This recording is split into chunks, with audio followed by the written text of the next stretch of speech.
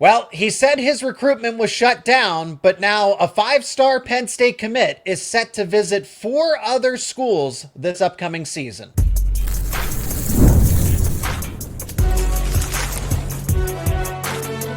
You are Locked On College Crossover, part of the Locked On Podcast Network. Your team every day.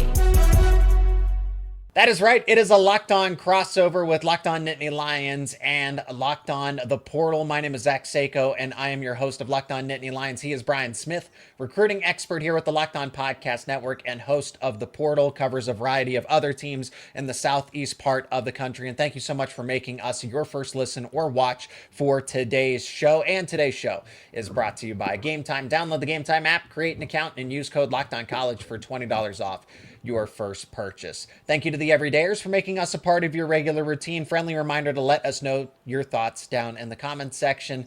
As Kemon Spell, top running back in the nation, consensus, is committed to Penn State's class of 2027 and shut down his recruitment. It's on film. He said it, but now he's taken some unofficial visits this upcoming season going into his junior year. We're going to talk about another Penn State 2027 commit that makes this is an important move, is transferring high schools, what that means for Khalil Taylor. And we'll also talk about some quarterback recruits in the class of 2027 for Penn State, and then bring it back to the present, talking about fall camp now that's underway. And is the passing game actually better despite losing Tyler Warren, superstar tight end? Brian, we'll begin with the headline news here of Kemon Spell, five-star running back, number 1 running back in the nation, top 10 player, is taking other visits to the likes of schools that Penn State, this is not ideal for Penn State, Ohio State, Notre Dame, Alabama. One of these things is not like the other. Florida State is in there as well, but he will be visiting Penn State as well. Brian, your concern level, if you had to put your shoes into Penn State's situation, if you had to go into Penn State's shoes. I wouldn't be that concerned about it because you know that's going to happen. This is just the general rule. Even if you're Bama, Georgia, Texas, Ohio State, the vast majority of five-star kids are going to take visits after they commit. I know old school fans are going to be throwing things at their monitors and TVs. Nothing you can do about it. The elite players, you can tell them they're not allowed, and that's your business. Then you will not sign them. You're not winning a national title without some five stars. So you got to pick. I saw a segment recently. Cam Newton, ironically, was talking about he's got a 7-on-7 team, and I see Cam quite a bit on the circuit, and he's a nice guy to deal with, but he gets a lot of elite kids, and he said 5 stars isn't exactly what you think because there's a lot of drama with them. There's a lot of I've already done this, etc. Are they motivated? Like he said all the things that I know. And part of that in the recruiting process is you're going to have to deal with their BS. And a lot of times it's the people around them, their agent or their parent or their coach or a combination. They're going to take visits. And Kemon committed too early, probably. He's got 2 full years of high school left. All his buddies are taking visits. I know how this works. They're saying, why don't you go on this visit with me? This is common, especially if he's going to play any 7-on-7. He's not going to sit at home for 2 years. So if I'm Penn State, this is just the norm. I would consider them the strong leader, and it is what it is. This is uncharacteristic from the standpoint of how Penn State operates. Okay, so from the Penn State perspective, if you're committed, you are committed. That's at least how they operate. So when you say that 5 stars are going to take visits, there is clearly an exception here. Rules for thee, but not for Kemon Spell. Because you don't, like you said, you don't want to upset Kemon Spell. You kind of have to deal with the shenanigans, I suppose, of this. But when you are committed to Penn State, at least this is how James Franklin and company operate, is that if you are verbally committed, you are not taking other visits. They have to tolerate it, but they don't want to. This is not, I know from definitely with the 2026 class where there were rumors of, okay, this prospect is potentially going to take a visit. This prospect is going to take a visit. And Penn State tried to have discussions about, okay, are you committed or not? Because if you are committed, then you're not taking visits. If you want to take visits, then you're not truly committed. So that's what Penn State's MO is that if you're going to take visits and you are going to continue to do your due diligence, that is fine. Then hold off on your commitment. They will push to try to get you to commit They're not going to say, okay, well, just we don't want you to commit at all. They want you to commit if you are ready because they value your word above all else. But these are high school players at the end of the day. And there's just so much player movement, Brian, as you know, because of NIL and the transfer portal, that so many things change. So what one player says one day might be completely different another day. That's all true. And I'm sure Penn State tried to talk kids out of it. It's their job. Mm-hmm. But again, the players at that level, they're in charge. It's just the way it is because you are not winning titles without some form of the 4 and 5 star guys.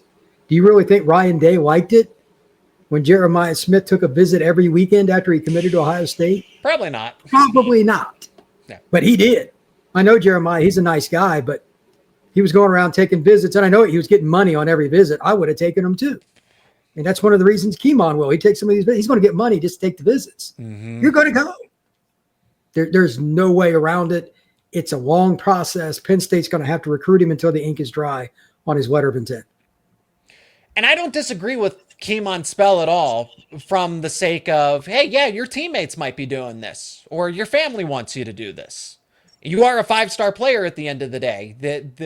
The respect is earned with the territory. And to pass up opportunity, no, I don't want to go to Ohio State versus Texas. I don't want to get flown out, watch an elite caliber game, and go tour the campus just for no reason. Because at first it was strange when he popped up on UCLA's campus and took an unofficial visit, but he was out there for a camp. So I'm not here to say that Kemon Spell is necessarily justified and everything else, but I can understand it. I can. I like that you said that Penn State is still in the lead. And I think for any Penn State fans, or the way that the Nittany Lions staff should feel about this, is that he is committed to you. He's committed to Penn State. He's not committed somewhere else. He didn't decommit and say that, oh, Penn State's still in my top 5. He is still committed to the Nittany Lions. I think my concern level would be a lot higher if, yeah, he said, you know what, I am going to step back. I think I committed too early, made that pledge a little too early, and continue to do my research. That would be an issue. But the fact that he is still committed, these are unofficial visits, if you will. He is going to some high caliber football games. If I'm looking at it from Penn State's perspective, let's address this. Ohio State, Notre Dame, J1 Sider's the one that got him to commit to Penn State. So if you have any concerns or where your concerns should be the highest, it's about that battle with Notre Dame. Ohio State, Alabama, Florida State, okay, yeah, they're still Power 4 schools. And Ohio State, is a defending national champion.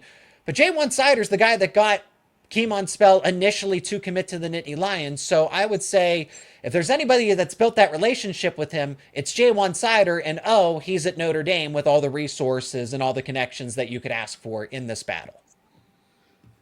I would say possibly. I would probably lean Ohio State because the national title, it's closer, and Notre Dame's got 2 running backs in this class. I don't think Ohio State does. It would just be harder to play it at Notre Dame. That would be the way I would look at it, but maybe I'm wrong. I doubt Spell's real worried about playing time. He's a dude. But, looking at these schools, you're not playing year one at pretty much any of the schools he's looking at. Even Florida State's deep at running back. So maybe that's not a factor. He's just looking for fit. But that's why you take the visits. Kids got to be comfortable long-term, make sure they got the right guys around them, all of that stuff. So we'll see, but I wouldn't put a lot of stock in what he does between now and the end of the season. I would look at the January, February junior day visits. He'll have some idea, and he'll probably narrow it down. I doubt Florida State's going to be in this. Just full disclosure, I highly doubt. I cover Florida State. They recruit well in the South, but they don't get many Pittsburgh kids. You know what I mean? I highly doubt they're getting him.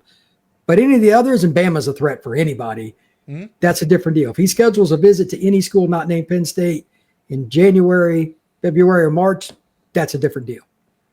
And I'll finish on this briefly before we talk about Khalil Taylor and the move that he's making, which is important for himself respectively. And we'll talk about some quarterbacks here for 2027.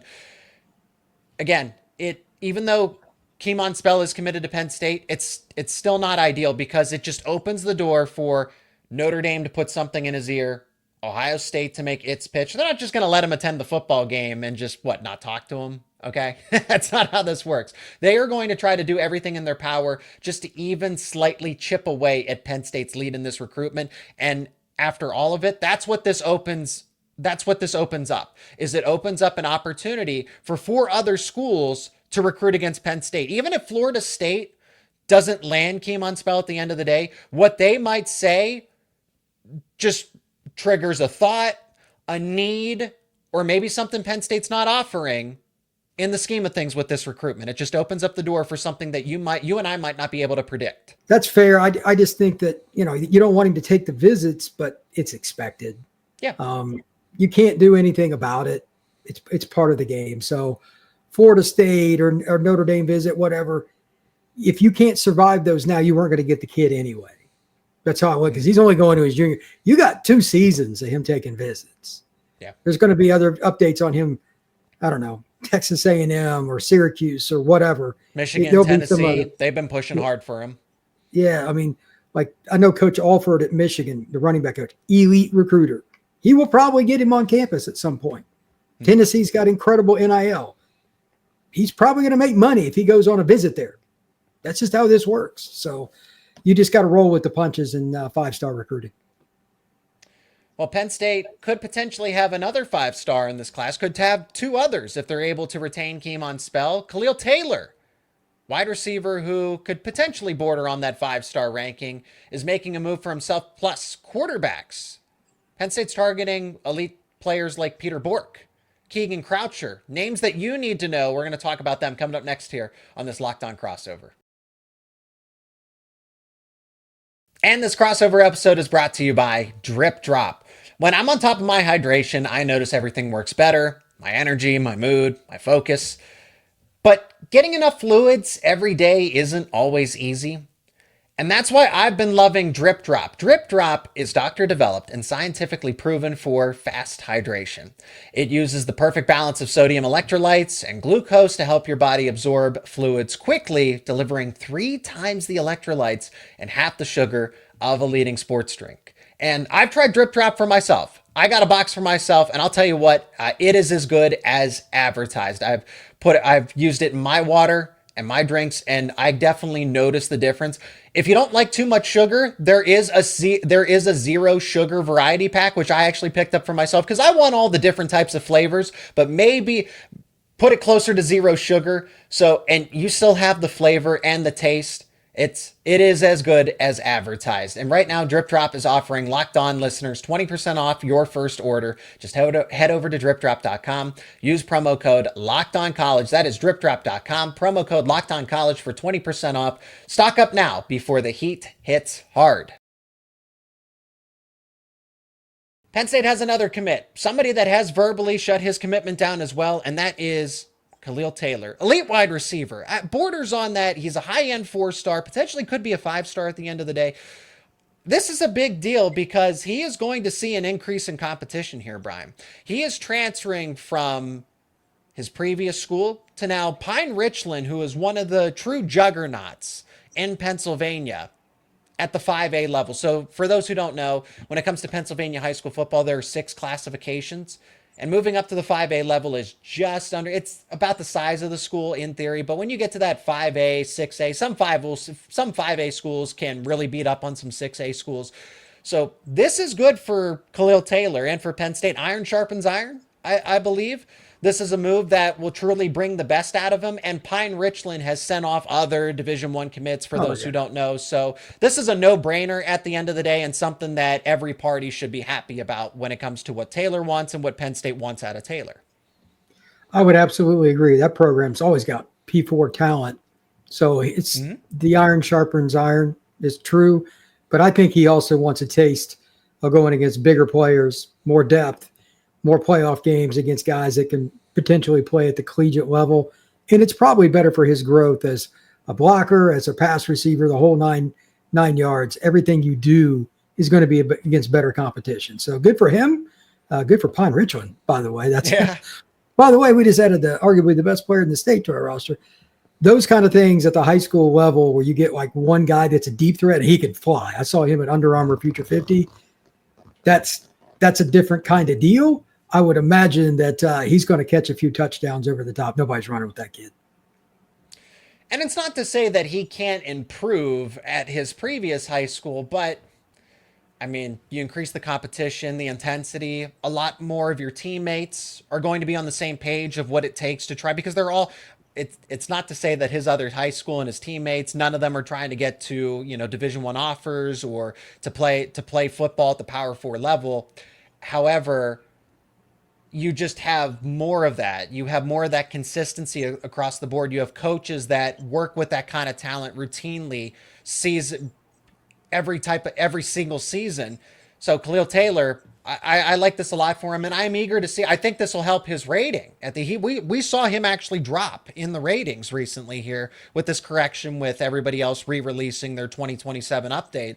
So by him playing better competition, having a similar success level, or maybe even better as he goes into his junior year, that's only going to bump him up if he's able to at least produce the same results or better results. I will be surprised if his numbers still aren't really good for a couple of reasons. He's going to get better as a player, just getting older, and he'll have guys around him at Pine Ridgeland. So if they double him, so be it. Then some other guy's going to be one-on-one that's at least going to be like a kid that goes and plays in the MAC. And even those kids one-on-one over and over and over again, it's not going to go well for you. So he will make his team better just by stepping on the grass. That's what a deep threat does. It changes your running game too. Whoever the running back is, even if it's some kid, he's never going to play it down at college. His best friend will be Kemon Spell. You know what I mean? Like, or Khalil Taylor. I'm sorry. Yeah. It's just different when you've got burners on the field. So the other thing I'm curious about, will they use him on reverses, screens, all the little things? I don't know much about their offense, but hopefully it's pretty diverse and they don't just throw bombs to him. He needs to continue to learn the route tree and all that. But like when I saw him at Future 50, he ran by most guys. And it's still one of the best DB groups that I've ever seen. He's a kid that's probably sub 4.4 electronic. And, he's gifted. But you've got to learn the route tree or it doesn't matter, because they'll adjust to you in college because everybody's fast. So I'm curious to see what his film looks like at the end of this season, because it's a big change. Well, if he does better than anticipated, he's going to move up in the rankings. If he does disappoint against the consistent competition, there will be an adjustment. So we'll see how it goes at the end of the day, whether this move was, and like I said, it's still the right move because it's going to make him better, even if he does quote unquote struggle, if you will, or has a more difficult time adjusting to that level of competition. Now, who could be throwing to Khalil Taylor and handing the football off to Kemon Spell in the class of 2027? Because Penn State, again, it's very early, but you need to get your quarterback taken care of sooner rather than later. You saw that with 2026. Penn State tried to get Troy Hune somebody committed as soon as possible. They ended up getting Troy Hune out of the state of California. Right now, as we sit here, talk about this in July, August of 2025, talking about the class of 2027, Penn State only has 5 quarterbacks offered to this point in time, and 2 of them are presently committed. The ones that I would say, have the best chance for, I don't think they're going to land both. I'm not trying to imply that. But Peter Bork, somebody that 24/7 is actually projected to the Nittany Lions. And then Keegan Croucher, who his name continues to pop up on my radar as somebody that Penn State does really like. I don't think you obviously can't go wrong with either. Whether it's what you're looking for as Andy Kotelnicki and Danny O'Brien as the OC QB's coach, respectively, and what they offer as far as pocket passers, pure passing ability, and the ability to move, not be a statue. Because you want somebody that, you would like them to be a dual threat, but they can still move, that they're not just, they're stuck in the pocket. They can roll out, they can extend plays, they can pick up 10, 15, 20 yards if they need to. I like both of these quarterbacks. If Penn State can land at least one of them in 2027, that is a huge win. I've seen Croucher throw. I haven't seen Bork throw except for on Huddle, but they're both very good players, and they've got 2 years to develop. They both have some size to them, and they both got enough arm strength to make the deep corner throw or the deep out. They would be good with either. Now it's more about not the physical aspect of it, who's a better fit for Happy Valley. And only the staff at Penn State. Yeah, that's just meetings. Like, you can only grade so much with quarterbacks. You could argue it's the hardest position to evaluate because of what I just said, and we don't get access to that as analysts. Like, that's just private meetings. No matter how good you are, if it's not a fit, man, it ends badly when coaches try to force a really talented player onto the roster. That kid transfers and you got a hole. When you miss a quarterback, doesn't matter what else you do, it's probably not going to end well somewhere down the road. So every year it's important to get one that fits your institution. To be honest, Penn State's done a good job. I don't like Yoon. I had a chance to be around him before. He's a really good guy. I think he'll fit in completely, very quickly in Happy Valley. So that's a great example. They'd go to California to get him, but like his personality, he's just kind of an all shucks guy. I think he will fit in very well with Penn State and their culture. I don't know the two kids that recruit for the Northeast, like on a personal level, but they can both spin it. Yeah, and that's what matters at the end of the day, right? They're both top 10 quarterbacks. As you mentioned, they are from deep in the Northeast. Bork is from the state of Massachusetts, and Croucher is from the state of Connecticut. And now, Croucher he's going to a school he's going to an academy school, Cheshire in New York. So he is from the state of Connecticut, but he is going to an academy within New York. So these players are already very well respected. They're playing against competition that they should be facing. And if I had to make a prediction right now, Brian, it seems like Penn State's going to land one and Michigan's going to land the other. That's what I have to just kind of looking at based on where they're taking visits. On3 has, their prediction rating, if you will. It's an algorithm. It kind of projects where everybody's going to go. But it seems like one's going to Penn State and one's going to Michigan at the end of the day. That wouldn't be very surprising. The team, and I haven't looked into this, the team I'd be curious about is Syracuse. I mean, they got to be attractive for a quarterback right now after what they did last year, especially a kid from the Northeast. But they're still not the same cachet as Penn State or Michigan. So maybe one of those kids is just determined to play in the Big Ten or something too. Who knows? But don't be shocked if they end up taking visits to Syracuse. Well, speaking of passing games, and we're talking about recruiting, but let's dial it back. Fall camp has started for Penn State, for all the other schools across college football. And Brian, you were confident that Penn State can improve its passing game, yet still skeptical. So we're going to go through that. You're going to lead the show and ask me questions that need to be answered about Penn State's passing attack now that Tyler Warren is gone. And they added those key players through the transfer portal. That is all coming up next here on this Locked On Crossover.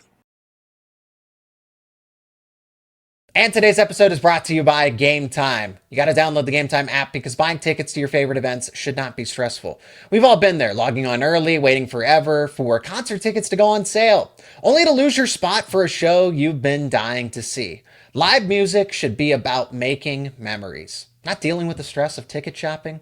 That's where Gametime comes in. Gametime makes getting concert tickets faster and easier than ever, and prices actually drop as it gets closer to showtime. You can save up to 60% with killer last-minute deals. And not only concert events, sporting, of course, sports, theater, comedy, you name it. Tickets to Penn State football games? That's right. Tickets to Penn State football games are available on Gametime. And if you've never been to a stadium, if you've never been to a venue, this is truly a game changer of a feature. You get that point of view from whatever seat you're looking at ahead of time. So you're not second guessing yourself. You're not wondering. You get that guarantee ahead of time that you know, hey, this is what I'm going to be looking at for the entirety of an event. Take the guesswork out of buying tickets with Gametime. Download the Gametime app, create an account. Use code LOCKEDONCollege for $20 off your first purchase. Terms apply. Again, create that account. Redeem code LOCKEDONCOLLEGE for $20 off. Download the Gametime app today. Last minute tickets, lowest price guaranteed. All right, let's talk about Penn State from a perspective of the passing game and how they get past Tyler Warren, or is it just by committee? They've got more players this year, Zach, including, I would say conservatively, 2 tight ends coming up that I know you and I've talked about. They've got Pena coming over from Syracuse. First question, who's going to be the number one? Like Hudson's been talked about a lot. I like him because he's got a knack for catching like 50-50 balls, back shoulder, but those are kind of flashy. That doesn't mean you're going to lead in receptions, etc. So is it going to be Pena? Like, who's going to be the number one option when it's 3rd and 6? What's your take? Oh, that's easily Trevor Pena. So I'm glad that when you put it from that who's your go-to on third and we must convert, it's going to be Trevor Pena. I think Pena will lead the team again, barring everybody's healthy and everything like that, Sure. because you will have to make adjustments. Say Kyron Hudson misses time. Say Trevor Pena misses time, or Devontae Ross. Staying healthy is going to be a big part of this equation, that if you are missing one of those players, the dynamic does change. And while I say that Trevor Pena is going to be the go-to guy on third and medium or something like that, you lose Devontae Ross, hypothetically, and they might be without him for inconsequentially, but you might not have him for the first 2 weeks of the season. Okay, he was banged up in spring camp. Now he might be back, okay, like fully, but I don't know how much they're going to try to utilize him against FIU, Nevada, right? You don't want to re-injure him or not have him be 110% against Oregon. But if a player like, I think Devontae Ross has the largest impact out of all the receivers on this offense, just of what he can do being that speed threat.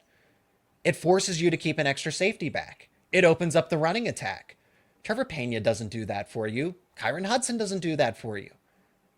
Devontae Ross does. So while I say that Trevor Pena is the guy that, yeah, on a quick slant, drag route, being able to get open in that one-on-one, maybe you scheme him open if you're Andy Kotelnicki. That's going to be the go-to guy for Drew Aller for the most part on those third and medium types of plays. But Devontae Ross is the guy that truly unlocks this playbook for Penn State overall, and there's not somebody else like him.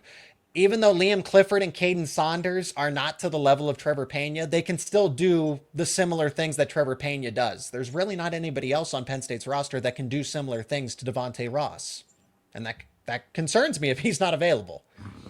Well, let's look at it from this perspective. We talked about earlier in the show, Khalil Taylor is a burner, and Pine Richland's a very fortunate high school to get him to transfer in. I said there that like the running back will be the happiest guy on the roster because that's one less guy in the box. It applies at all levels. When you had a guy out there, I'll use the easiest one of all time. When Randy Moss was on your team, the running back was the happiest guy in the stadium. You're not covering him with one guy. You're not. Now, two guys oftentimes couldn't cover Randy, but that's another story. Yeah. The point is still the same. If you have a deep threat, it changes what you can do with just basic plays like inside zone, toss sweep, etc. And Penn State's loaded at running back in arguably the best line in the country. If they have a rapport and Ross is able to, let's say he catches 40 balls this year. He's not going to be the number one or number two necessarily, but he might average 19 yards a catch. That's the point. Then that's all that really matters. Pena might catch 65 passes, but average 11 and a half. And that's fine too. Different role, different player, and they would be just fine with that. Hudson's probably the guy in the red zone in particular. I'm sure that no team is really going to want to do. He's really clutch. I like him a lot as a player, but I digress. Now, the third part of this is not the deep threat. It's not the underneath guys like those two, the last two we mentioned. Where do the tight ends fit? Because the way I take it, you think of tight ends, you think third downs, etc. These are two pretty good athletes, like the top couple of guys. Are we going to see some seam routes, taking some shots? Like I don't want to say like back shoulder to tight ends. That's maybe a little much, but Tyler Warren could do that. But there's one Tyler Warren, and he's gone. Yeah. Which one of the receiving tight ends is the true best, and which one's better in line as a blocker to help the rushing attack? These are such simple. I mean, these are simple questions for me, but it's important information that people are on the outside looking in. Khalil Dinkins, excuse me, because we've been talking so much recruiting. Khalil Dinkins, veteran on this team, he can catch. He's absolutely a threat in the receiving game. But if you ask everybody on the football team, who is that best blocker outside of the offensive line? Everyone's going to say Dinkins. I mean, Drew Aller has even gone on the record to say that. I think Dinkins is the best, one of the best blocking tight ends, if not the best blocking tight end in the country. Okay, that's high praise. If we're talking about ceiling, I still think Luke Reynolds is going to be a better receiver long term, and even might overtake Dinkins as that receiving tight end threat by the end of the season for this year. He was a 5-star for a reason. Everybody's talked about it. Everybody's praised him. So it is only a matter of time before Luke Reynolds breaks out for Penn State. And it just helps the cause. So you have Trevor Pena, you have Devontae Ross, you have Kyron Hudson, you have Khalil Dinkins. You have Luke Reynolds. Andrew Rapplier shouldn't be looked over. So you have 3 wide receivers, 3 legitimate tight end options that can play. So Andy Kotelnicki's going to get creative. He'll run 11 personnel. He'll run 21 personnel. He'll run 22 personnel. He'll run 12 personnel. It's that balance of, you might have 2 tight ends, you might have 3 wide receivers, you might have 2 running backs on the field at any given time. Oh, and they can all catch passes. So just because you see 3 tight ends and 2 running backs on the field doesn't mean that Drew Allar's not going to come out of shotgun and those guys aren't going to break out into a 5-wide set. But it is 2 running backs and 3 tight ends, crazy as it is. The formation that I'm most excited to see for Penn State is actually 12 personnel when Reynolds is in the game, because 2 things. Number one, they're just a good offensive line. Sometimes it's just the KISS method. Keep it simple, stupid. We've got 2 NFL running backs, 3 or 4 NFL offensive. Like, they'll have at least a couple of their linemen. I think the center in particular, like, be a long-time NFL guy. Don't make it too hard. If your main tight end is a good blocker, Reynolds can just be, for lack of a better term, mediocre, and you could run play action off those running backs every now and then and get him in some really advantageous circumstance. And these are generic plays, but my guy is better than your guy kind of stuff. 8 or 9 of the teams they play, they can run about 10 plays and just change the formation a little bit, and that's it. And they're going to win. But they also have the ability to do some of that stuff, and then you save some plays for Oregon and Ohio State, which is, coaches all lie and say they don't save plays. Let me be very clear. They're lying. They're going to save plays for those kinds of teams. And I think he will be key. If you're going to beat Ohio State in the shoe or even beat Oregon at home, using Reynolds, I think, is a really big part of it. Seam routes, maybe like the fake block, and then he goes across the field because he's such a good athlete. Once he gets the ball, he can make plays after the catch, from what I understand, what little I know about him. Not many tight ends are like that. And again, I'm not saying he's Tyler Warren, but at the same time, he has elements of Tyler Warren. Yeah. Okay. He's a great athlete. He's very comparable to Tyler Warren, not as far as, okay, he's going to line up in the backfield, he's going to throw passes, he's going to be the Swiss Army knife. He's going to be a guy that can hit you in the seams. He'll move out. Yeah, he'll line up in the slot. He can line up in the boundary. He's just that athletic. He's truly a player that, again, he's going to have to grow up, gain that experience, but he plays in the passing game very much like Tyler Warren. So, yeah, I think he is the X factor in big games. They need him to be healthy for Oregon, for Ohio State, and I don't know, Iowa, whoever. They probably have a third game somewhere that's going to be difficult. Yeah, those kind of games, they need a few extra chunk yardage plays because you're not just going to go 14 plays, 80 yards against every defense. Like, that's not realistic against Ohio State consistently. You've got to hit chunk plays. Somebody like him could be the X factor beyond a Kyron Hudson or Ross or something, because not many teams have the ability to cover tight ends at the college level. Like, linebackers at the college level suck at covering in the flat. Like this play action, they're going to be behind. He could get 20 yards on a 3-yard pass. Those are the kinds of ways that you score a lot of points and don't have a lot of risk. And he's just, due to his athleticism. Keep it simple, stupid. That's the idea, is that Penn State's going to be able to hit you where you don't expect it. Okay. So you think you're getting running a double dose of Nicholas Singleton and Katron Allen, play action. Oh, it's going to go to Luke Reynolds. Nope, it's going to Khalil Dinkins. Oh, Andrew Rapplier. All 3 of them are on the field.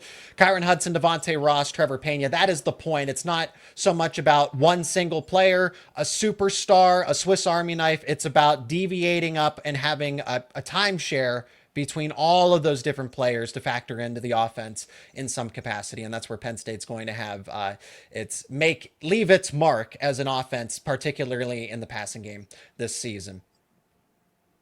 Absolutely.